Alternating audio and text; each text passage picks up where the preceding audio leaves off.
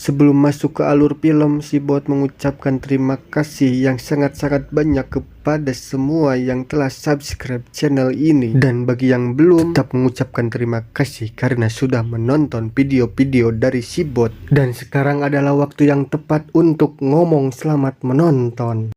Kali ini si bot akan membawakan alur cerita tentang sepasang kekasih yang diculik oleh 3 bajingan. Tanpa banyak basa-basi di awal, mendingan langsung ke alurnya saja. Inilah Death Hunt tahun 2022.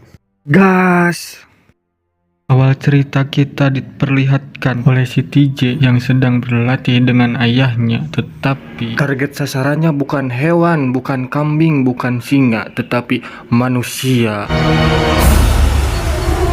Karena menurut sang ayah, berburu manusia lebih memacu adrenalin yang sangat tinggi dibanding memburu hewan biasa seperti rusa, harimau, keledai.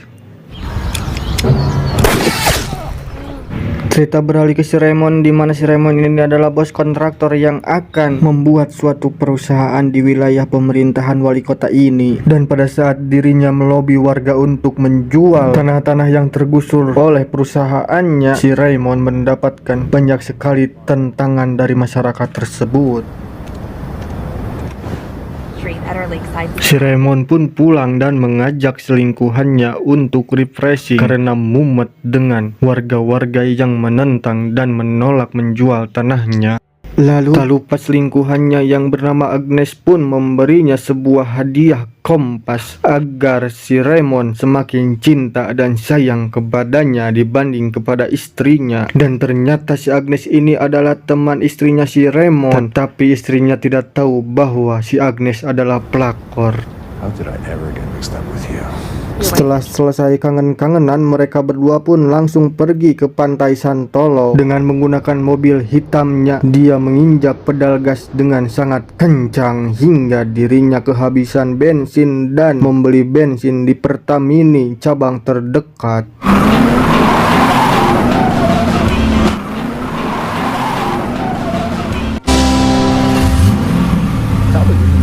Sesampainya di Pertamini, si Raymond pun mengisi bensin hingga full tank. Tapi dari kejauhan ada yang mengincarnya. Ya, itu adalah si TJ yang sekarang sudah tua dan bersama temannya yang bernama Nick. Namun si Raymond yang melihatnya menaruh curiga kepada mereka berdua karena si TJ dan si Nick terus mengawasi dan melihatnya. Setelah itu si Nick dan si TJ melihat si Agnes yang sedang mengisi bensin. Dan pada saat si Agnes selesai mengisi bensin, tak lama kemudian seorang polisi keluar dari arah supermarket. Polisi itu bernama Gary.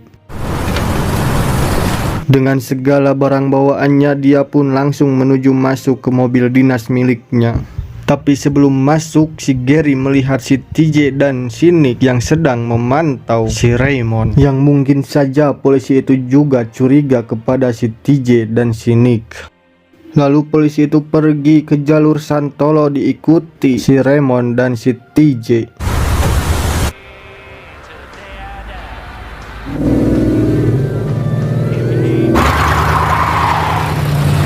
Cerita berlanjut ke si Raymond yang sedang bahagia dengan selingkuhannya, namun dikagetkan dengan si Nick dan si TJ yang sudah berada di belakang mobilnya. Lalu si Nick menyalip si Raymond sambil menatap dengan tatapan sinisnya. Tak lama dari itu polisi Gary datang untuk menilang si Raymond. Tetapi si Raymond yang melihat polisi itu dan tidak tahu dirinya akan ditilang berniat untuk melaporkan si TJ dan si Nick karena telah membahayakan dirinya. Kemudian si Raymond kebingungan karena si Gary malah memberhentikan mobilnya dan menilang dirinya. Setelah memberhentikan si Raymond, si Gary langsung mengecek surat-surat dan SIM si Raymond. Tetapi si Raymond adalah anak baik, mempunyai SIM dan selalu taat pajak. Lalu si Raymond langsung melaporkan mobil pickup si TJ dan si Nick kepada polisi ini, tetapi si Gary malah menghiraukannya lalu menyuruh si Raymond dan si Agnes keluar karena si Gary ingin mencari kesalahan si Raymond agar bisa menilang dirinya. Dan secara kebetulan si Gary mendapatkan pistol si Raymond, walaupun si Raymond dapat menunjukkan berkas-berkas kepemilikan pistol itu, namun tetap saja dianggap ilegal oleh si Gary.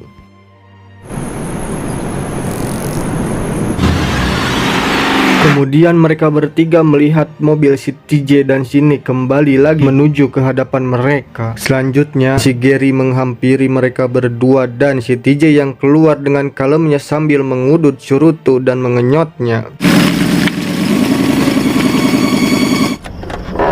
You want me to calm down? Si Raymond yang kaget karena melihat si Gary melemparkan pistol miliknya kepada si TJ dan ternyata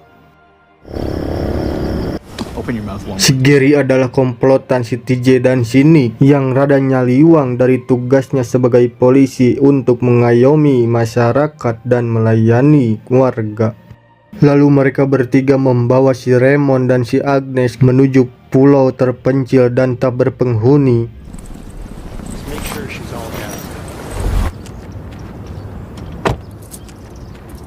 Si Raymond yang pada saat perjalanan tidak tahu menahu maksud mereka untuk menculik si Agnes dan dirinya hanya bisa menuruti. Si TJ yang merasa senang karena berhasil menculik si Raymond dan si Agnes untuk mensalurkan hasratnya sebagai pembunuh sejati. Tak lama kemudian mereka pun tiba di gubuk tua milik si TJ.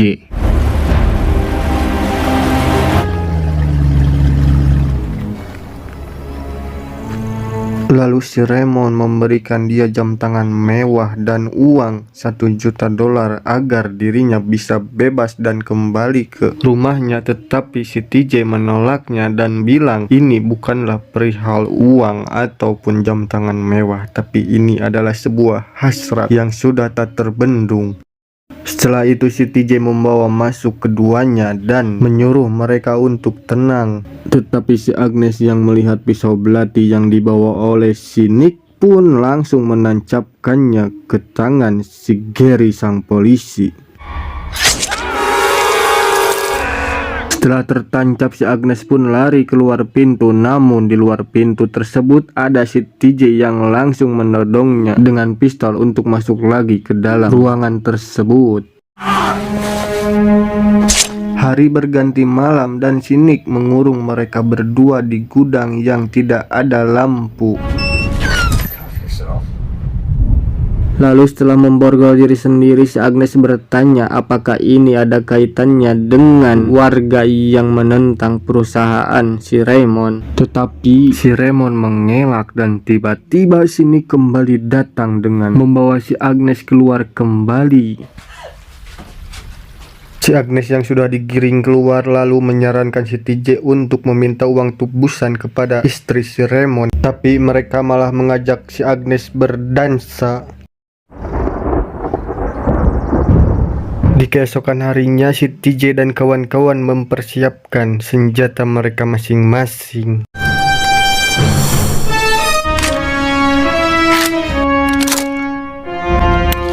Setelah selesai dengan semuanya, si TJ dan kawan-kawan lantas membawa si Agnes dan si Raymond pergi keluar dan tak lupa untuk memfoto si Raymond dan si Agnes. Lalu si TJ memberikan alasan mengapa dirinya menculik si Raymond dan si Agnes. Ternyata si TJ menginginkan adrenalin dengan berburu manusia seperti yang ayahnya ajarkan kepadanya dahulu kala. Dan mereka bertiga telah bertahun-tahun melakukan kegiatan ini. Setelah itu si Nick menyuruh si Agnes dan si Raymond untuk segera pergi dan gunakan insting bertahan hidup. Karena mulai detik ini mereka akan merasakan sensasi yang lebih menantang dan tidak pernah dirasakan sebelumnya.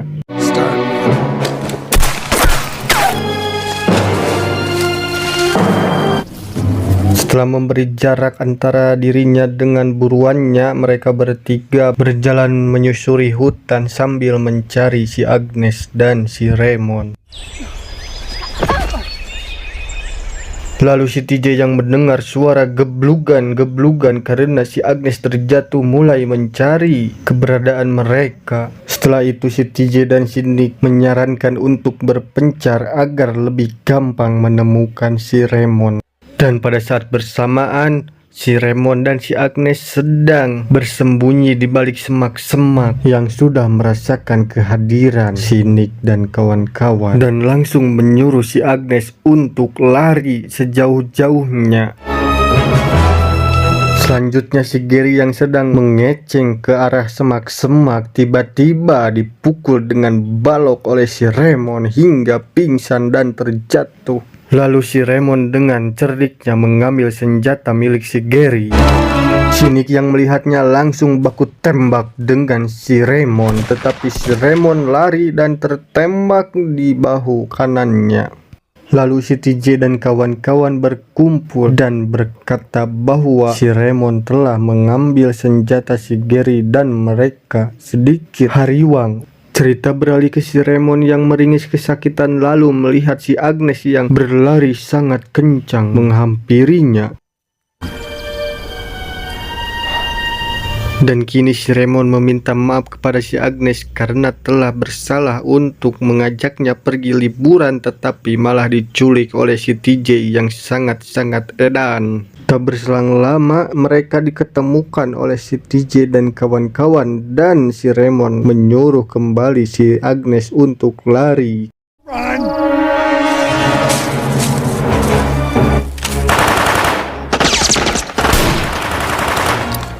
Si Raymond pun terpaksa untuk lari karena kondisi baku tembak yang tidak menguntungkan dirinya. Tetapi saat lari dirinya harus tertembus timah panas milik si Nick.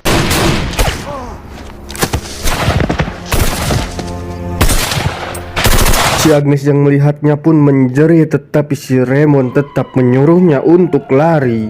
Namun si Agnes malah sembunyi di balik semak-semak untuk melihat apa yang dilakukan mereka kepada si Raymond. Tak lama kemudian si Nick datang dengan ekspresi yang benar-benar memacu adrenalin lalu tidak lupa dirinya memfoto buruannya. Setelah berfoto dirinya dikejutkan dengan batuknya si Raymond. Lalu si Nick akan menembaknya untuk yang kedua kali, namun si TJ melarangnya karena dia milikku dan langsung menembaknya. Si TJ pun nyengeh setelah berhasil menembak si Raymond. Si Agnes yang melihatnya langsung mendatangi jasad si Raymond setelah mereka pergi. Lalu dirinya bertekad untuk membalaskan kematian si Raymond. Dan sebelum membalaskan dendamnya, dirinya mengambil dulu kompas dan senjata si Raymond. Setelah itu si Agnes pun lari kembali. Namun sayang si Agnes harus tertembak oleh si Gary dan mereka bergegas mencari si Agnes yang sekarang lari kembali.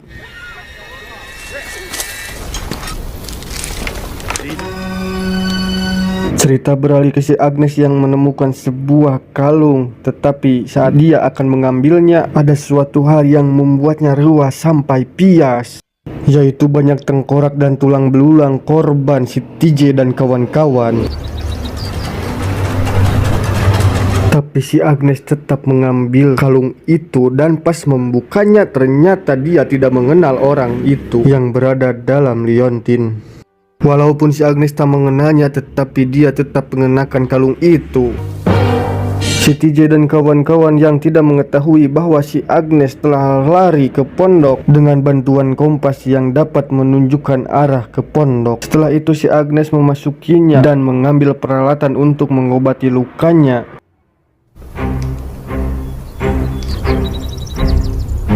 dan tak lupa membawa suar. Lalu dirinya menemukan walkie-talkie yang langsung dia coba meminta tolong kepada siapa saja yang mendengarkannya. Tapi suara itu malah terdengar oleh si Nick yang langsung memberitahu si TJ dan si Gary bahwa si Agnes berada di pondok. Lalu mereka bergegas menuju ke sana. Namun si Agnes lebih dulu meninggalkan pondok itu. Dan pada saat si TJ mengecek pondok, si Agnes sudah tidak ada di sana. Karena si Agnes telah kembali masuk ke dalam hutan dan telah membawa amunisi perang. Lalu si TJ dan kawan-kawan pun pergi keluar pondok dan bercerita bahwa si Agnes tak mungkin bisa kabur karena ini adalah pulau tak berpenghuni yang tidak ada jalan keluar. Tapi mereka dikejutkan dengan si Agnes yang menembakkan suar yang membuat si Gary was-was karena takut ada orang yang mampu melihatnya. Lalu si Agnes bergegas lari ke tempat yang lebih aman hingga dirinya mempunyai suatu ide di mana dirinya menyimpan kalung dan berharap ada orang yang mendekatinya. Lalu benar saja si Gary mendekati kalung itu. Tetapi saat dirinya mendekati kalung tersebut, dia melihat si Agnes yang telah mengkokang senjatanya. Namun si Gary dapat mengelak, tetapi tembakan itu menembus biji si Nick. Alhasil si Agnes beradu tembakan dengan si TJ dan si Nick yang mengerang kesakitan sambil berteriak, "Bijiku, bijiku." Namun si TJ dapat memukul mundur si Agnes dan langsung membawa si Nick ke pondok untuk diobati. Namun sayang, perobatan-obatan mereka telah habis dipakai oleh si Agnes dan hanya bisa mencekokinya dengan amer kesukaannya. Cerita kembali ke si Agnes yang kini menghalau-halau kembali walkie-talkie yang terhubung kepada si TJ. Lalu si TJ dengan tega meninggalkan si Nick yang sedang sakaratul maut dan dia membekali si Nick pistol agar membunuh siapa saja yang masuk ke pondok ini kecuali si TJ dan si Gary. Mereka pun akhirnya pergi dengan harapan dapat membunuh si Agnes. Cerita kembali menuju si wanita simpanan yang merasakan kehadiran si Gary saat si Gary mengeceng si Agnes yang sedang lari terbirit-birit. Lalu si Gary mengudaknya, tetapi si Agnes berputar arah hingga dirinya dapat menembakkan senjata ke dada. Oh maaf, itu bukan dada tetapi paha.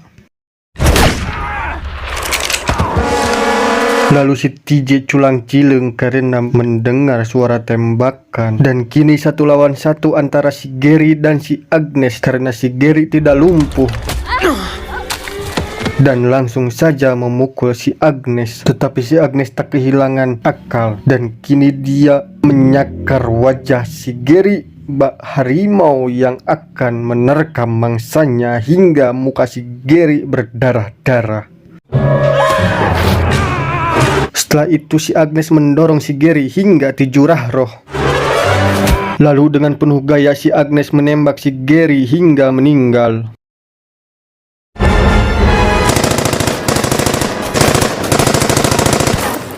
Si Agnes yang telah membunuh pun langsung tancap gas lari kembali.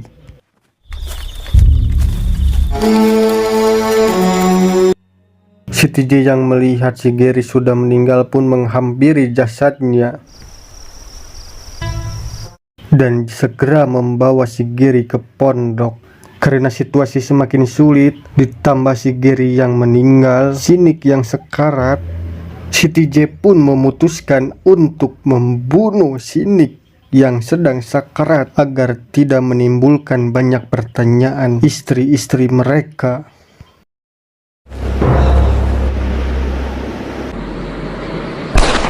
Setelah itu si TJ mengeluarkan senjata andalannya, yaitu peluncur granat, dan langsung menembakkannya yang mengkagetkan si Agnes ketika dia sedang ngulang tari.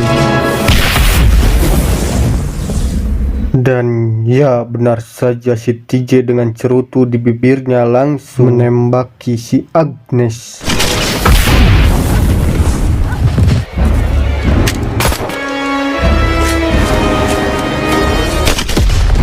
Lalu si Agnes lari kembali hingga dirinya terpaksa harus mencebur ke sebuah danau, lalu menahan napasnya hingga beberapa menit karena si TJ melakukan tembakan-tembakan dan melemparkan granat.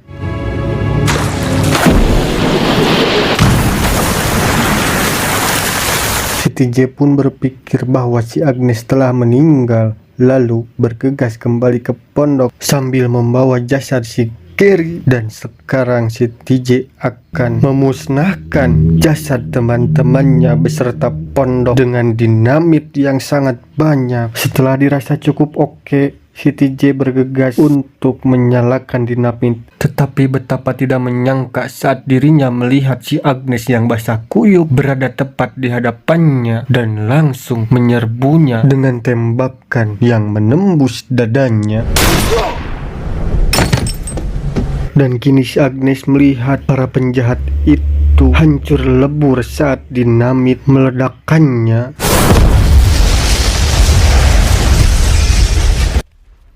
Alangkah bernasib baiknya si Agnes karena ketika ojek perahu si TJ datang yang akan menjemputnya karena sudah seharian mereka berburu, tapi si ojek ini malah menemukan si Agnes yang langsung menembaknya.